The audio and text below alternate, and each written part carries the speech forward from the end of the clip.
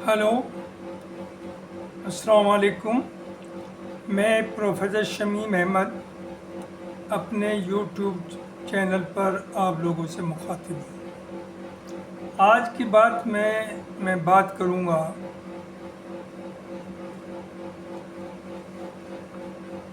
मुस्लिम political isolation के लिए कौन जिम्मेदार।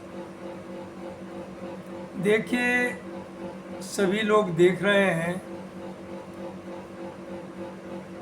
2014 से ख़ास तौर से और उससे पहले ही से बल्कि कि हर पार्टी को मुसलमान वोट तो चाहिए, लेकिन मुसलमान की ज़रूरत नहीं है। Not only this, Muslims have become almost untouchable for the political parties, so-called secular political parties. BJP के लिए तो हैं ही आप अनटचेबल। उसकी मैं आपको एग्जाम्पल दूं, जब कुमार स्वामी कर्नाटका में चीफ मिनिस्टर बने और उस वक्त कांग्रेस और जनता दल सेकुलर का कोलिशन था, तो उस वक्त पूरे हिंदुस्तान के जितने भी अपोजिशन पार्टीज के लीडर्स थे वो उनकी ओथ सेरेमनी में कर्नाटका पहुंचे थे, चाहे वो समाजवादी हो, बीएसपी हो, कांग्रेस हो, सब पार्टी से। And you will be shocked and surprised, वो फोटोग्राफ्स अवेलेबल हैं कि not even one Muslim was invited there to participate in that ceremony. जबकि कांग्रेस में भी उस वक्त गुलाम नबी आज़ाद भी थे, सलमान खुर्शीद साहब भी थे, इधर समाजवादी में उस वक्त वो आज़म खान भी थे, शेरवानी साहब भी थे, and so many other leaders. So not even one was invited, चूँकि वो ये मैसेज देना चाहते थे कि हमारी पार्टी भी मुसलमानों को उतना ही दूर रखती है जितना कि दूसरे लोग रखते हैं। तो सवाल ये है, इसके लिए जिम्मेदार कौन है? आज क्यों ऐसी सिचुएशन, आज क्या, वैसे तो बहुत दिनों से है, लेकिन आजकल ख़ास तौर से क्यों हुई? मैं समझता हूँ इसके पीछे सिर्फ और सिर्फ अबुल कलाम आज़ाद, मौलाना अबुल कलाम आज़ाद साहब ने हैं। मौलाना अबुल कलाम आज़ाद साहब ने जब मुल्क आज़ाद हो गया, और आज़ादी में जाहिर है कांग्रेस थी और सब लोग साथ थे, उसमें कम्युनिस्ट भी थे, आरएसएस के लोग तो ज़्यादातर अंग्रेज़ों के साथ थे, लेकिन थोड़े बहुत राइटिस्ट आइडियोलॉजी के लोग भी साथ थे, और मुल्क आज़ाद हुआ। आज़ाद होने के बाद मौलाना आज़ाद साहब ने ये राय दी, मुसलमानों को एडवाइस दी कि अब ना तो उन्हें अपने किसी कायद की ज़रूरत है, अपने लीडर की कोई ज़रूरत नहीं है, और नहीं उन्हें अपनी पार्टी की ज़रूरत है। आपके माँ बाप जो होंगे वो कांग्रेस होगी, वही आपकी प्रॉब्लम्स को रिजॉल्व करेगी, और वही आपकी देखभाल करेगी, और वही आपकी सिक्योरिटी का ख्याल रखेगी। नॉर्थ इंडिया के मुस्लिम्स ने इसे एक्सेप्ट कर लिया इन गुड फेथ, लेकिन साउथ वालों ने नहीं मानी, और उन्होंने वहाँ पर मुस्लिम लीग, इंडियन मुस्लिम लीग, एक मुस्लिम लीग तो पाकिस्तान चली गई, यहाँ उन्होंने उस पार्टी को जिंदा रखा, और उसका नतीजा ये है कि 47 से आज तक वहाँ कोई भी हुकूमत without participation of Muslim league नहीं बन पाती। नॉर्थ में क्या हुआ कि 60 साल तक कांग्रेस रूल के अंदर 25,000 से ज़्यादा तो कम्युनल राइट्स हुए, और 20, 25, 30 लाख मुसलमानों का कत्ले आम हुआ। And that was all having the banking of the leaders और कांग्रेस हुकूमत, कांग्रेस गवर्नमेंट। ये सब होता रहा। मलियाना में जब मेरठ में राइट्स चल रहे थे, तो कांग्रेस के होम मिनिस्टर साहब मेरठ पहुंचे, मीटिंग हुई, जिसमें madam Mohsina Kidwai member of parliament थी, वहाँ मिनिस्टर थे। उन्हें उस मीटिंग में पार्टिसिपेट नहीं करने दिया, उन्हें एक कमरे में बंद कर दिया गया। और होम मिनिस्टर साहब ने कहा कि हमने तो जाने कहाँ क्या क्या कर दिया, आपसे ये कंट्रोल नहीं हो रहा। वो एक मैसेज दे के चले गए और उसी रात में 80 के करीब लोगों को उठाया गया, गंगा के किनारे खड़ा करके एक लाइन में उन्हें गोली से मार करके नहर में उनकी लाशें फेंक दी गई। और 50 साल तक या 40 साल तक किसी की गिरफ्तारी नहीं हुई। कुछ लोग नौकरी में रह करके रिटायर हो गए, चाहे वो कांग्रेस हुकूमत रही, समाजवादी रही, बीएसपी रही। Nobody could punish them, even वो जॉब में भी रहे। तो ये सब कांग्रेस ने किया। बीजेपी तो है आपकी, वो तो खुली दुश्मन है, लेकिन इन्होंने कोई कमी नहीं छोड़ी। समाजवादी का रूल रहा। 2013 में आपको सबको मालूम है जो मुजफ्फरनगर में हुआ। कांग्रेस के ज़माने में मुरादाबाद हुआ, ईद के दिन। That was not even Hindu versus Muslim. मुसलमान लोग नमाज पढ़ने के लिए आए, 10,000, 20-30 हज़ार। वहाँ सुअर घुसा दिए जाते हैं नमाज के बीच में। ज़ाहिर है मुस्लिम्स वायलेंटली रिएक्टेड, पुलिस गोली चलाती है, 400 लोग वहाँ लाशें बीत जाती हैं। ये कांग्रेस के टाइम में। तो हमारी तो बदकिस्मती ये है कि जब अब 14 आ गई, उससे पहले डर ये दिखाया जाता था कि या तो हमें वोट दो वरना बीजेपी आ जाएगी, उस वक्त जनशक्ति आ जाएगी, आपको खा जाएगी। अब 2014 से सेंटर में आ गई और 2017 से यूपी में आ गई। उसके बाद और ज़्यादा जुर्म हुए हमारे खिलाफ, चूँकि आरएसएस जो है, बीजेपी उसका पॉलिटिकल विंग है। We are not enemies of RSS और BJP, but they are enemies, they consider us as their enemies. और वो इंडिया के नहीं बल्कि दुनिया में कहीं भी अगर इस्लाम का मामला आता है, they always oppose Islam and Muslims. तो वो वेल नोन है। लेकिन आपकी कम्युनिटी चूँकि खुद गर्ज है, सेल्फिश है, वो इन बातों को नहीं करने देती। आपको सबक लेना चाहिए। जो आपके चंद्रशेखर आज़ाद हैं, अकेला आदमी है, दलितों का लीडर है। उसके साथ 2022 में धोखा किया गया समाजवादी पार्टी से। 1 साल तक उससे बातें होती रही और जब इलेक्शन 2022 आ गया तो सबको मालूम है, उससे कहा 2 सीट दे देंगे और जाओ। उससे नुकसान हुआ समाजवादी का, क्योंकि वो इमर्जिंग यंग डायनेमिक लीडर है और मायावती की क्रेडिबिलिटी ख़त्म हो गई, तो अब वही फ्यूचर लीडर है दलितों का। 2024 में भी उससे वादा किया हुआ था कि हम आपको टिकट देंगे।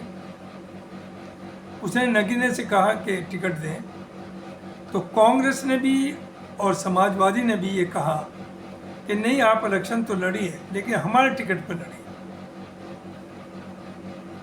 चूँकि ये नहीं चाहते कि दूसरा कोई लीडर बने दलितों का या ओबीसी का या मुसलमानों का, ये चाहते वो सब इनकी लीडरशिप में रहे और ये जैसे चाहे वैसे उन्हें हाका दे।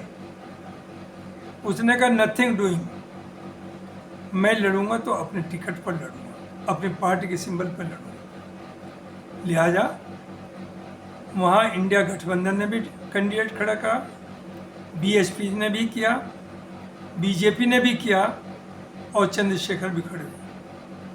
क्योंकि उसकी नीयत साफ थी, वो काम कर रहा था वहाँ लोगों के बीच में, और इसके बावजूद सब ऑड्स के वो जीता। तो एक बहुत बड़ा चपत है इन सोकाल सेकुलर पार्टीज़ के ऊपर, जो सिर्फ चाहते हैं कि ये तो सर्वाइव करें और दूसरे किसी को खड़ा ना होने दें। और साथ साथ कांग्रेस हो, समाजवादी हो या बीएसपी हो, ये उन मुस्लिम फेसिस को as a Muslim face project करते हैं जिनकी एक्सेप्टेबिलिटी कम्युनिटी में है ही नहीं, या जो सबसे ज़्यादा करप्ट और भ्रष्ट मुसलमान हैं उन्हें ही आगे लाती है, जिससे हमारा मैसेज आता है दूसरे लोगों में कि साहब मुसलमान इस तरह के हैं, ये तो चोर और डकैत हैं। अब आइए आगे।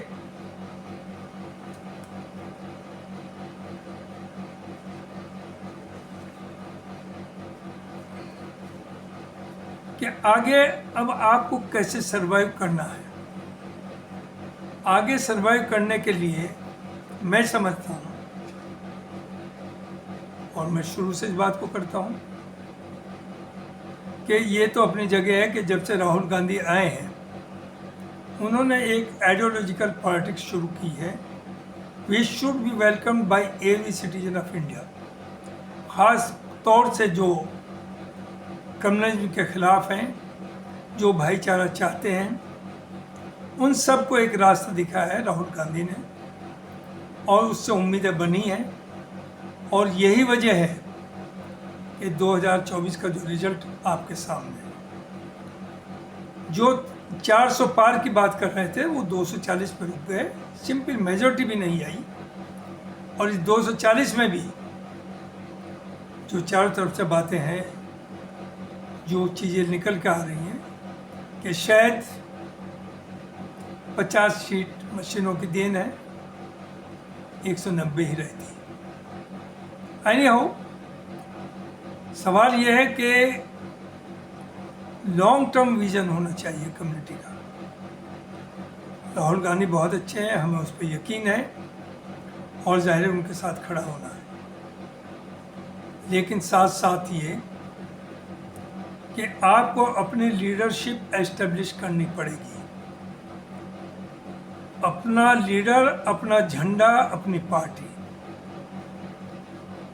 जब हम इस तरह की बात करते हैं तो हमारे ही कम्युनिटी के लोग उसे ज़्यादातर अपोज करते हैं। और देखिए, बीजेपी का भी जो मेन रीज़न है कि वो आपको यानी मुसलमान को ख़ास तौर से टारगेट करती है, उसकी भी वजह यह है कि वो जानती है कि हम वोट बैंक है इन पार्टीज़ का, सो कॉल्ड अपोजिशन में जो हैं अपने को सेकुलर कहते हैं, और उसकी वजह से उनकी हार होती है।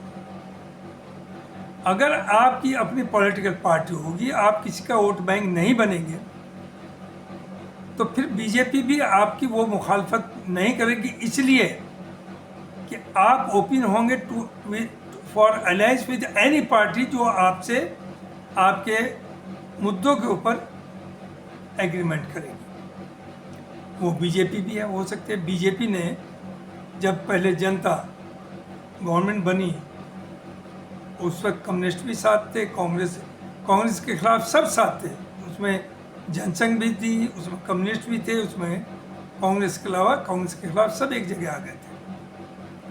तो वही अगर बीजेपी अपनी पॉलिसी बदलती है तो हमें कोई दिक्कत नहीं है। हमें दिक्कत यही है चूँकि बीजेपी हमें टारगेट कर रही है, और वो ख़ास तौर से इसीलिए टारगेट करती है कि we are the vote bank of these parties. तो आप अपनी इंडिपेंडेंट पार्टी बनाइए, आपका अपना लीडर होना चाहिए। और ये हम नहीं गलतफहमी में कि हमारी पार्टी बनने से हम सीएम या पीएम बना पाएंगे, नहीं। आपकी अपनी पार्टी होगी, वो जो और सेकुलर पार्टीज हैं उनके साथ अलायंस करेंगे, उनकी शर्तें भी मानेंगे और अपनी भी शर्तें मनाएंगे, जायज़ नाजायज़ दबाव नहीं डालेंगे। जो कॉन्स्टिट्यूशन माइनॉरिटीज़ को और मुस्लिम्स को मराद देता है उसी के बेसिस पे बात होगी, कोई अनरीजनेबल नहीं होगी और ना होनी चाहिए। अब आप ये बताएं कि यूपी के अंदर किसी में बात कर रहा हूँ, यूपी में कुछ पार्टीज़ हैं, बहुत मामूली किस्म की पार्टीज़ हैं, जैसे अपना दल, निषाद पार्टी, उसमें अनुप्रिया पटेल हैं, इधर संजय निषाद हैं, स्वामी प्रसाद मौर्य, केशव प्रसाद मौर्य, ओम प्रकाश राजभर, इन सब लोगों ने कुछ जिलों में ये थोड़ा सा 15-20% है, मेजॉरिटी कहीं नहीं है। और इनकी पॉपुलेशन यूपी में करोड्स में नहीं, ओनली फ्यू लैक्स, जबकि मुसलमान तो ऑफिशियली 20% है। 24 करोड़ पॉपुलेशन है, तो 4.8 करोड़ मुसलमान हैं यूपी में। तो वो अपनी पार्टी बना सकते हैं, वो अपनी शर्तों पर सीट बंटवारा कर सकते हैं। वो इतना, उनके एक एक और दो दो मेंबर पार्लियामेंट है, वो सेंट्रल गवर्नमेंट में सेंट्रल लीडरशिप बीजेपी को दबाव बना करके अपने मंत्री बना सकते हैं, अपने एरियाज में डेवलपमेंट के लिए पैसा ले सकते हैं। लेकिन हम दूसरों के कंधों पर रख करके आगे बढ़ना चाहते हैं। मुश्किल क्या है, जो हमारे सोकॉल सेकुलर पार्टीज के मुस्लिम लीडर्स हैं, उन्हें यह खतरा है कि अगर मुस्लिम लीडरशिप डेवलप हुई तो इनकी दलाली, इनकी दुकानें बंद हो जाएंगी। चूँकि इनका काम, इनका मकसद ना मुल्क से ना कम्युनिटी से है, इनका मकसद सिर्फ अपने को प्रमोट करने का है, अपने इंटरेस्ट को देखना है। तो मेरी राय है कि आपकी तबाही, आपकी जो तबाही की जिम्मेदारी है वो मौलाना आज़ाद साहब के ऊपर है, जिन्होंने आपको शुरू में ये सुझा दिया और हमारे बुजुर्गों ने मान लिया कि ना आपको अपना लीडर चाहिए, ना आपको अपनी पार्टी चाहिए। उसका नतीजा आज ये है कि हर सो कॉल्ड पॉलिटिकल पार्टी को आपका वोट चाहिए, आपकी ज़रूरत नहीं है। नॉट ओनली दिस, जब आपके साथ जुल्म होता है, जब आपके साथ ज्यादती होती है, जब आपकी किलिंग होती है, जब आपकी लिंचिंग होती है, जब आपको जिंदा जला दिया जाता है, तो ये पार्टी उसे सेलिब्रेट भी करती है। वो इसलिए करती हैं कि देखो अब ये जाएंगे कहाँ। उधर तो हम टेरराइज हो गए, जो कम्युनल एलिमेंट्स उसने हमें टारगेट किया। इधर इनका फ़ायदा ये हो गया कि अब हम जाएंगे कहाँ, हमें तो इन्हें वोट देना है। चूँकि आपका तो कोई सहारा है नहीं, हम तो दूसरों में सेकुलरिज्म ढूंढते हैं, दूसरों में लीडरशिप ढूंढते हैं। और इन सब पार्टीज़ की नियत ये है कि ये किसी भी, चाहे दलित हो या ओबीसी हो, ओबीसी तो कब्जे में नहीं आ रहा, ओबीसी तो ऊपर आ गया है, चाहे बिहार हो चाहे यूपी हो। ख़ास तौर से दलित और मुस्लिम्स लीडरशिप को ये नहीं चाहते ये पद पे ये ऊपर आए, ये चाहते हैं ये इनके मातहत रहे और यही हमें रिप्रेजेंट करें।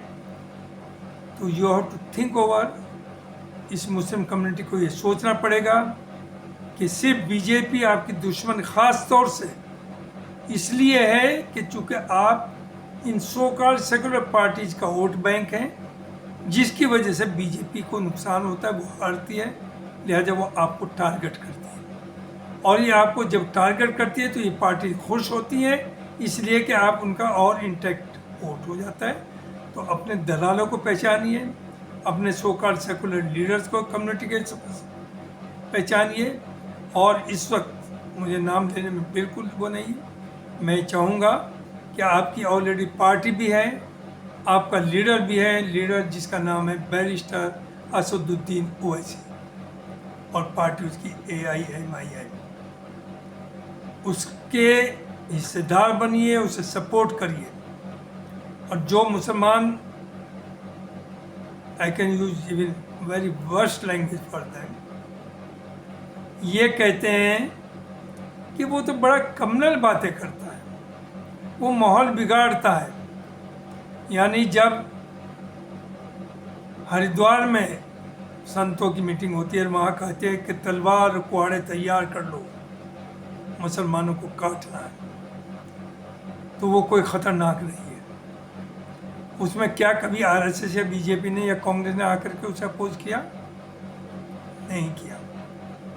इधर देखिए, कावड़िए जा रहे हैं, no doubt it's religious and we respect them. और आप जानते हैं मुजफ्फरनगर, मेरठ, सहारनपुर, हरिद्वार में मुस्लिम्स बहुत बड़ी संख्या में है। On certain places they are more than 40%।